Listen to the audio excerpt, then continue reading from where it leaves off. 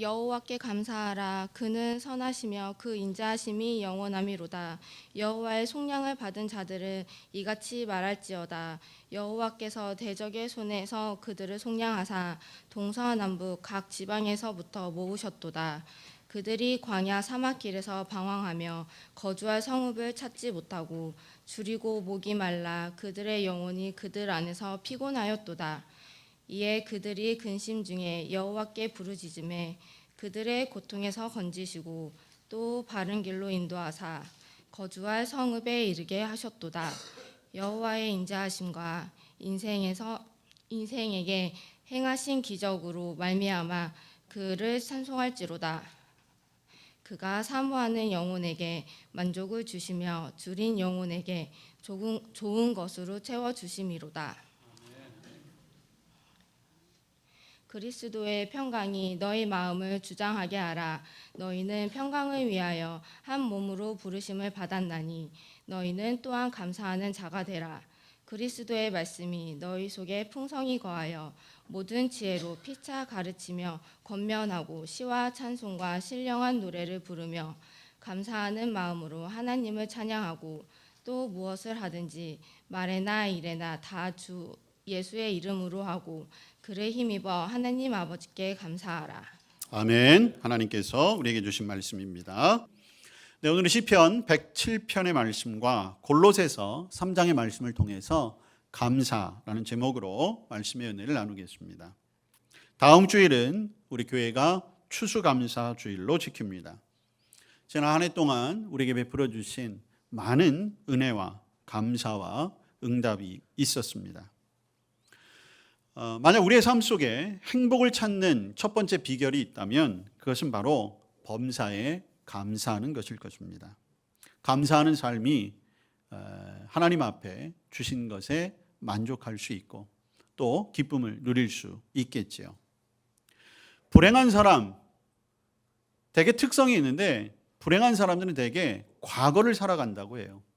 옛날엔 이랬는데, 옛날엔 좋았는데, 그러면서 지금을 비교해서 원망하고 불평한다는 거죠. 또 불행한 사람의 또 반대되는 특징이 하나 있는데 너무 교만해서 감사를 모른다는 거예요. 그러다 보니 어떠한 형편에서도 감사가 없으니 늘 불만족할 수밖에 없는 것입니다.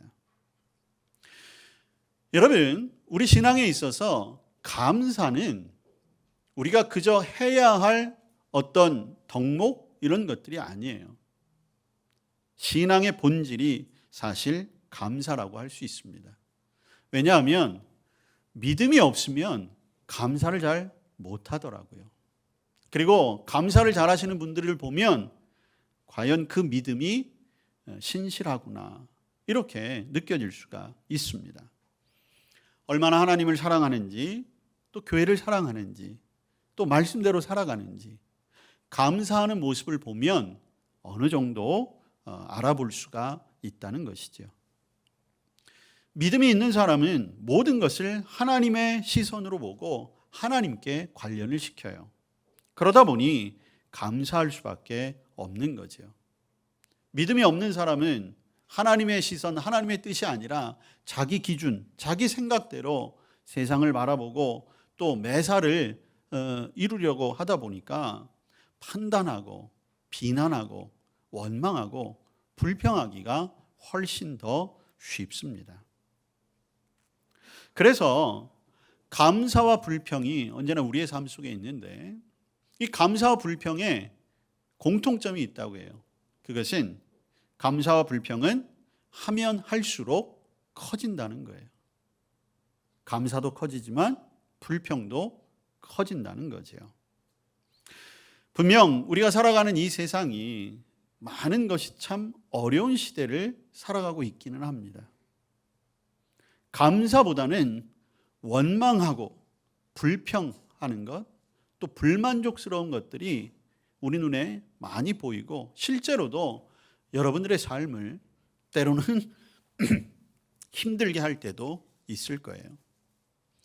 그러나 여러분, 성경은 언제나 우리에게 말하고 있습니다. 범사에 감사하라. 이는 그리스도 안에서 너희를 향하신 하나님의 뜻이니라. 감사가 하나님의 뜻입니다. 하나님의 뜻이라면 저와 여러분이 감사하는 삶을 살아가는 것이 마땅한 것이지요. 자, 여러분, 우리가 어떨 때 감사할까요? 보통 감사는 이렇게 할 수 있겠죠. 병을 낫게 해주셔서 감사합니다. 물질을 주셔서 감사합니다. 문제거리가 있었는데 해결할 수 있도록 해주셔서 감사합니다. 좋은 학교에 들어갈 수 있게 해주시고 또 좋은 직장을 들어갈 수 있게 해주시고 또 우리 가족 모두가 평안하게 해주시니 감사합니다. 일용할 양식을 주셔서 감사합니다. 이렇게 감사할 수 있어요. 우리는 무언가 우리에게 주어진 것에 감사하는 것, 여기에 참 익숙합니다. 그리고 대부분은 그런 감사들을 잘 하고 있다는 거지요. 근데 이거는 굉장히 조건적인 감사지요.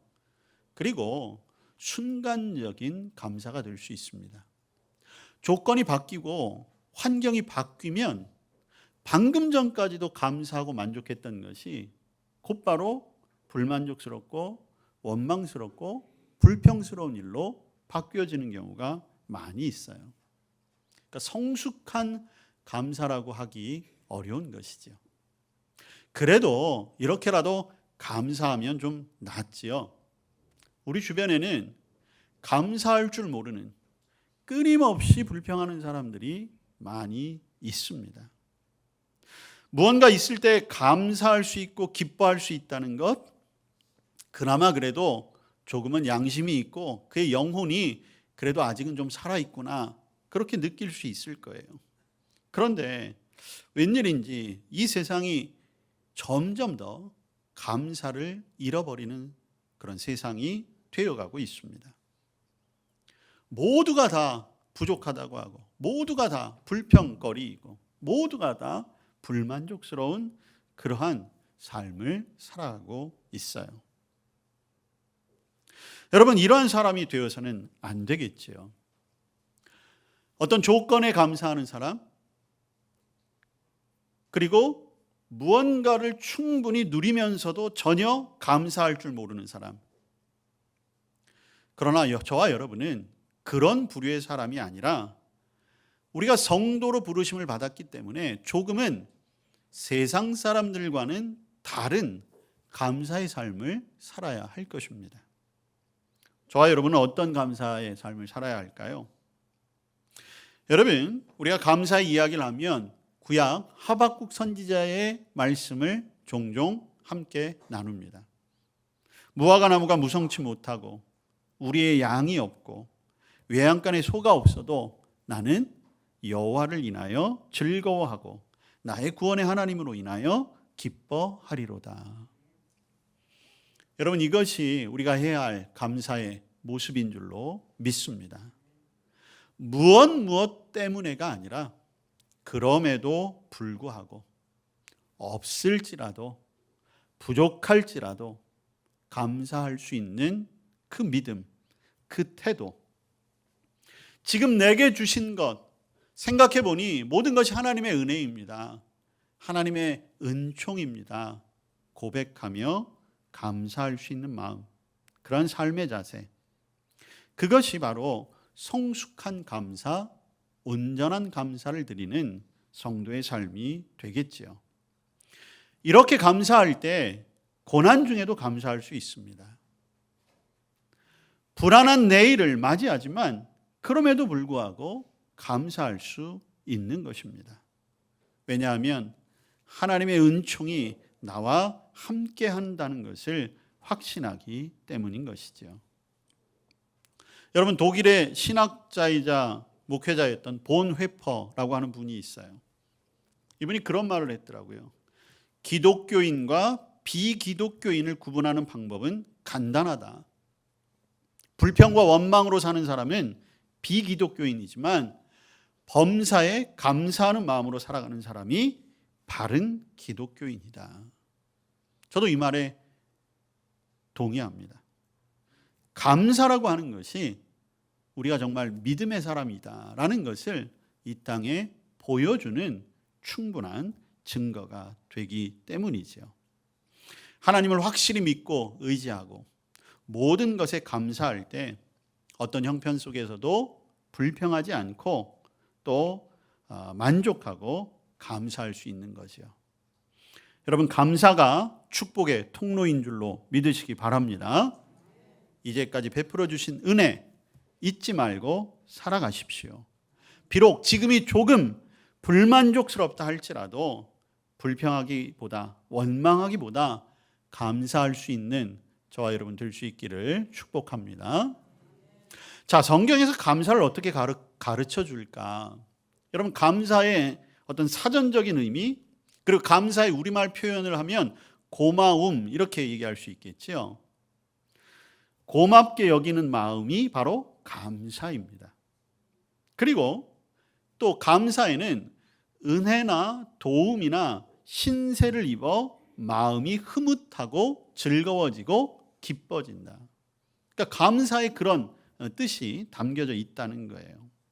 자, 그러면 성경은 감사를 어떻게 가르쳐 주고 있을까? 여러분, 성경에도 감사라고 하는 단어가 굉장히 많이 나와요. 성경학자들의 조사에 따르면 약 180회에서 200회 정도 이 감사라고 하는 단어가 등장을 한대요. 특히 구약의 시편, 오늘 우리가 구약 시편 107편 말씀을 읽었는데 구약 전체에도 감사라고 하는 단어가 계속 반복적으로 등장하고 있어요. 그런데 구약 원문에 쓰여진 이 감사라고 하는 단어, 히브리어로 야다라고 하는 단어를 사용을 해요. 그런데 이 야다라고 하는 단어, 감사하다라고 하는 이 단어가 또 구약 성경에서 어떤 뜻으로 사용되냐 하면 찬양하다, 고백하다, 이런 의미로 사용되어집니다. 그러니까 감사와 찬양과 고백이 같은 어원을 가지고 있어요. 그러니까 같은 의미로 하나님의 말씀을 우리에게 가르쳐주고 있다는 거죠. 즉, 감사를 통해 찬양할 수 있는 거예요. 찬양으로 우리의 감사를 나타낼 수 있는 거죠. 감사하는 자가 진정한 신앙의 고백을 할 수 있는 거예요. 그리고 하나님 앞에 내 믿음을 진정으로 고백할 때 감사의 삶이 이루어질 수 있다는 거죠. 그래서 감사와 찬양과 고백이 함께 우리의 삶 속에 긴밀하게 다가올 때, 그리고 그 의미를 분명하게 알고 감사와 찬양과 고백하는 삶을 살아갈 때에 우리 인간적인 판단이나 계산으로는 더 이상 희망을 찾을 수 없는 그런 절망의 순간에도 감사의 기도를 드릴 수 있게 되는 것이고, 또 심지어는 절박한 그리고 급박한 그런 문제 앞에서도 믿음을 고백하며 감사의 기도를 드릴 수 있게 된다는 것이죠.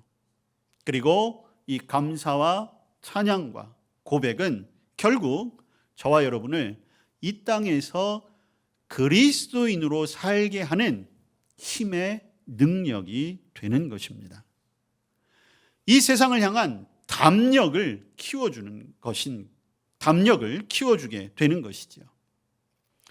여러분, 그래서 이 감사가 하나님을 기쁘시게 하는 것이기 때문에 성경은 감사로 하나님께 제사를 드리는 자가 하나님을 영화롭게 할 수 있다 말씀하고 있는 것이고, 그리고 바로 이 감사야말로 하나님을 기쁘시게 하는, 그리고 하나님을 향한 우리의 뜻, 우리를 향하신 하나님의 뜻이라고 이렇게 말씀하고 있는 것입니다. 저와 여러분의 삶 속에 감사와 찬양과 고백, 그것이 날마다 계속될 수 있기를 바랍니다. 자, 그렇다면 우리가 무엇을 감사할까요?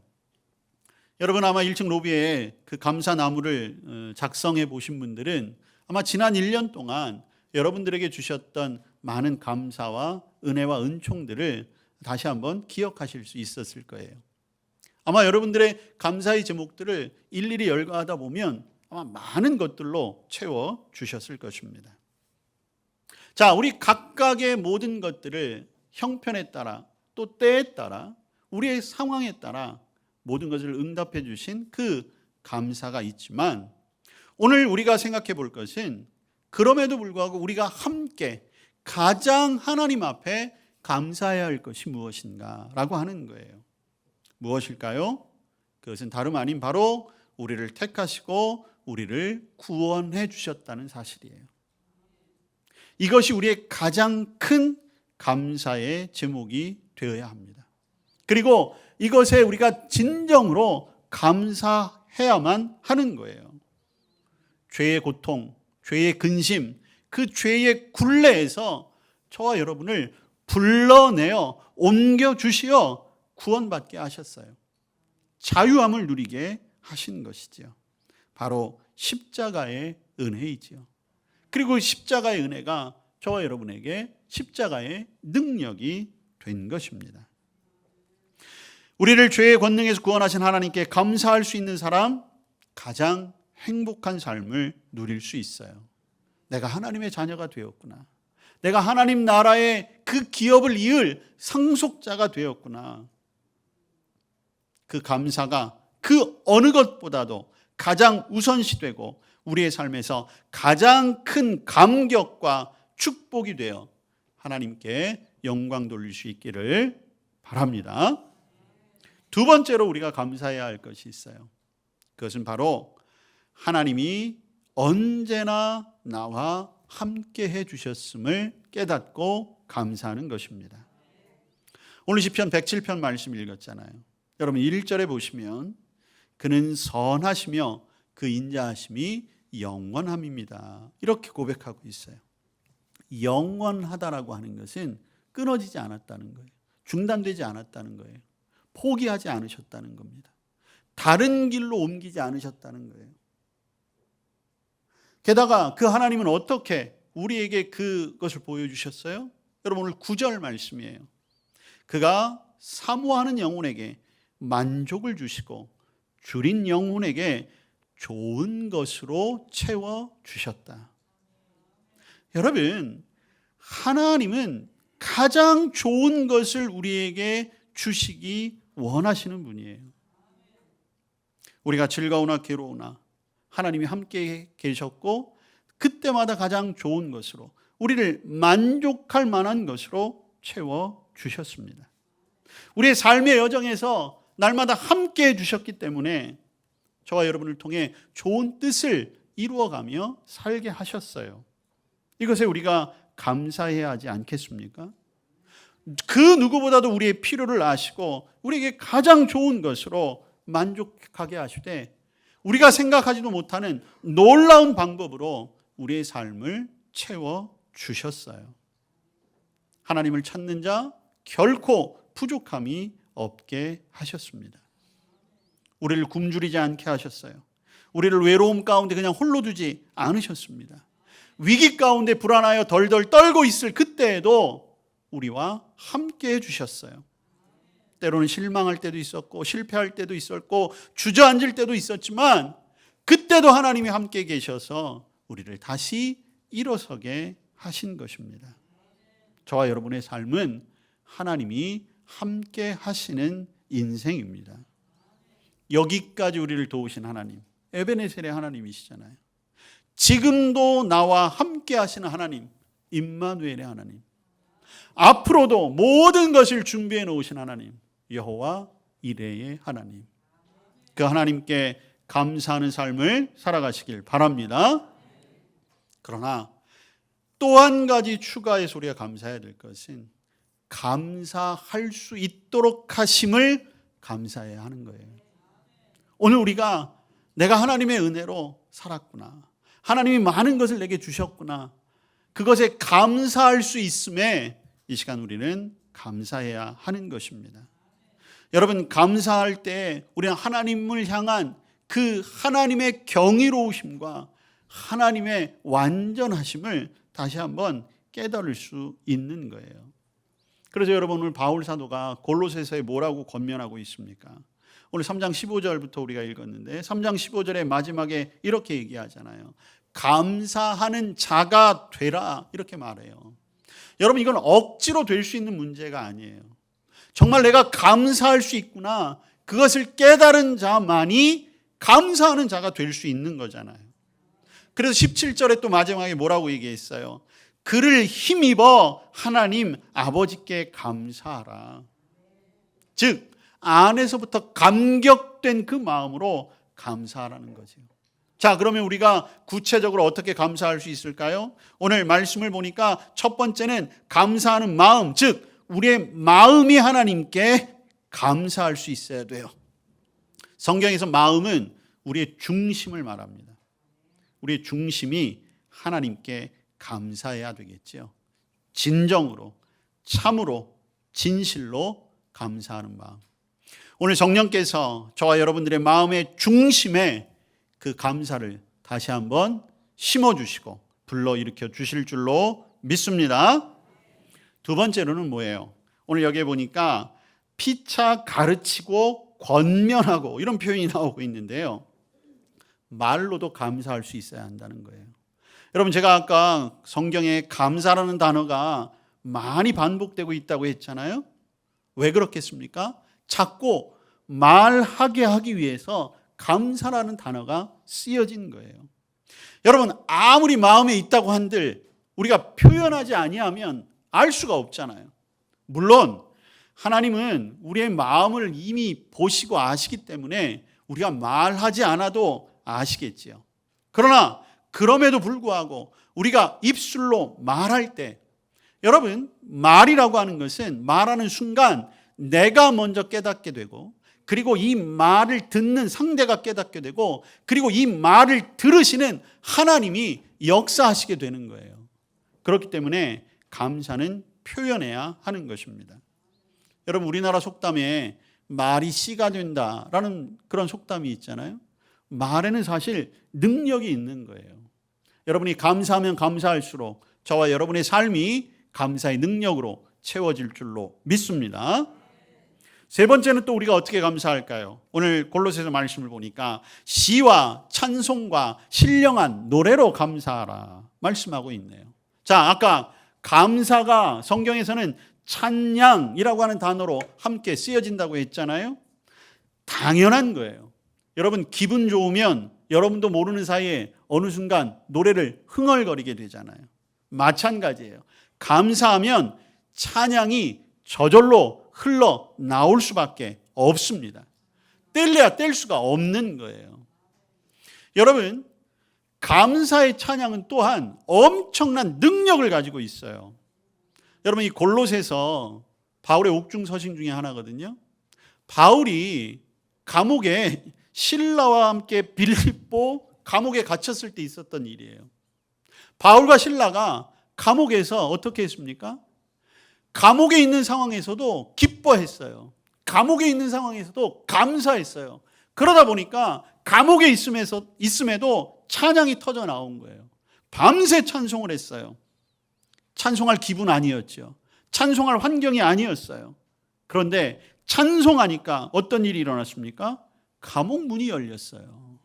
하나님이 열어주신 거예요. 여러분, 우리도 그런 상황일 수 있잖아요. 기분이 한없이 다운되고 기분이 좋지도 않고 우울하기도 하고 괴롭기도 하고, 그런데 그때 찬양을 놓치지 마십시오. 더 힘써 감사하고 찬양해 보십시오. 그리고 하나님 앞에 고백해 보십시오. 상황이 달라집니다. 저와 여러분은 분위기에 이끌려가는 사람이 되어서는 안 돼요. 분위기를 만들어가는 사람이 되어야죠.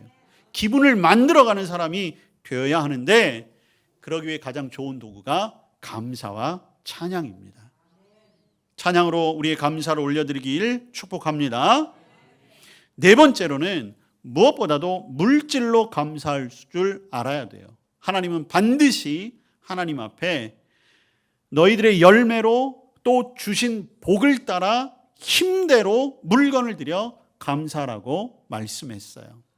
여러분, 우리 다음 주일 추수 감사절 예배를 드리며 여러분들도 예물을 준비하실 텐데, 올해는 특별히 여러분들이 마음을 다해 정성을 다해 감사를 다해 물질을 드릴 수 있기를 바랍니다. 여러분, 우리 솔직하게 한번 얘기해 볼까요? 물질에 정말 우리의 마음이 가게 돼요. 어쩔 수 없어요. 하나님 앞에 드리는 것도 마찬가지예요. 하나님 앞에 인색함으로 드리지 마세요. 억지로 드리지 마세요. 정말 감사함으로. 여러분, 사람 사이에도 누군가에게 도움을 받고 누군가에게 감사한 일이 있으면 여러분 함부로 선물을 준비하거나 함부로 물질을 드리지 않잖아요.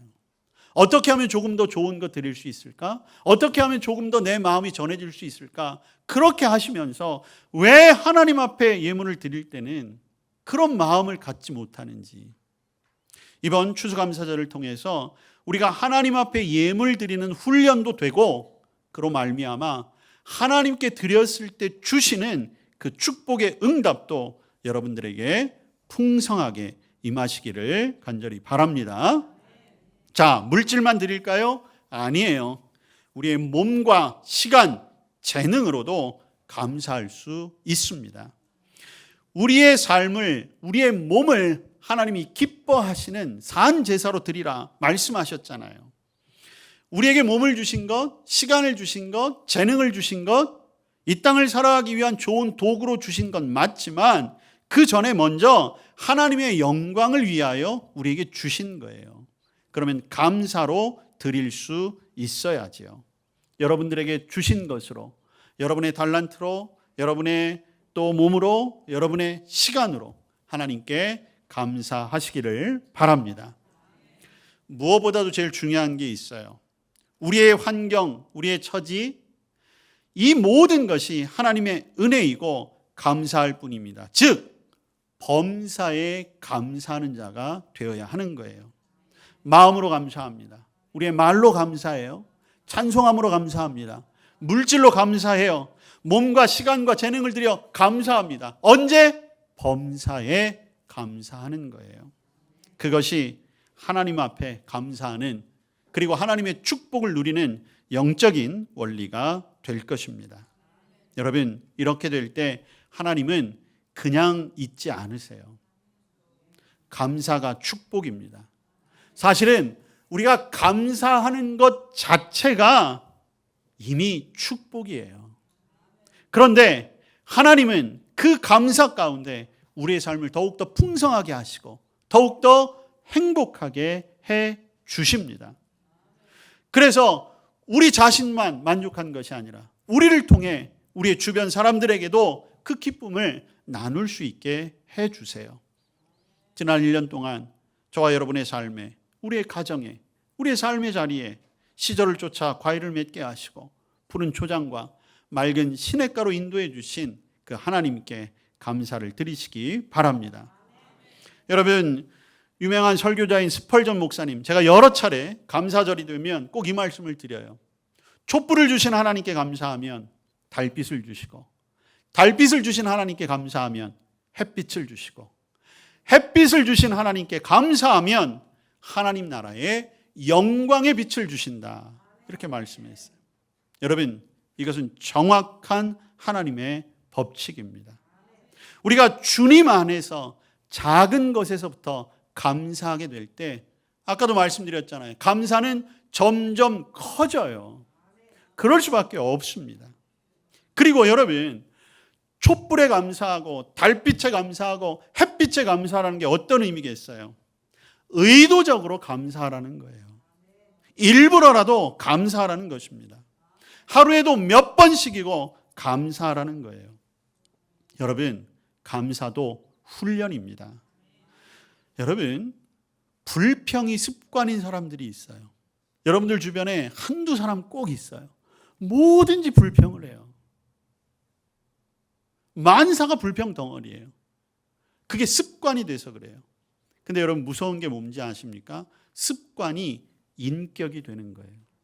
우리는 그 사람을, 그의 불평하는 것으로 그 사람을 판단하게 되는 거죠. 여러분, 감사도 마찬가지입니다. 감사가 습관이 되어야 해요. 그리고 감사가 그 사람의 인격이 되어야 하는 거죠. 여러분, 감사가 신앙인의 가장 큰 본질이요 척도고 나타내는 것이라고 말씀드렸잖아요. 감사의 눈을 갖고 보는 것마다 감사의 조건이 되고, 또 우리의 입을 열면 언제나 감사가 샘솟고, 그래서 우리의 삶이 감사로 충만해질 수 있기를 축복합니다. 여러분, 여전히 우리의 욕심이, 때로는 다른 사람과 비교하는 것이, 또 염려가, 또 때로는 우리의 믿음 없음이 우리의 감사를 방해할 것입니다. 사탄은 이런 것들로 우리의 감사를 끊임없이 무너뜨리려고 하고 위협할 거예요. 그러나 여러분, 그럼에도 불구하고 우리가 마음으로, 우리의 말로, 찬양으로, 물질로, 시간과 몸과 재능으로 범사에 감사할 때 이 모든 방해들을 물리치고 감사가 습관이 되고 감사의 인격을 품게 될 줄로 믿습니다. 감사의 삶을 살아 더욱 풍성한 하나님 나라의 복을 누리는 저와 여러분 될 수 있기를 주님의 이름으로 축복합니다. 주님, 모든 것에 감사하는 삶을 살아가게 하여 주시옵소서. 감사를 통해 하나님께 영광을 돌리며 이 땅 가운데 그리스도인으로서의 본이 되는 삶이 되게 하여 주시옵소서. 예수님 이름으로 기도합니다. 아멘.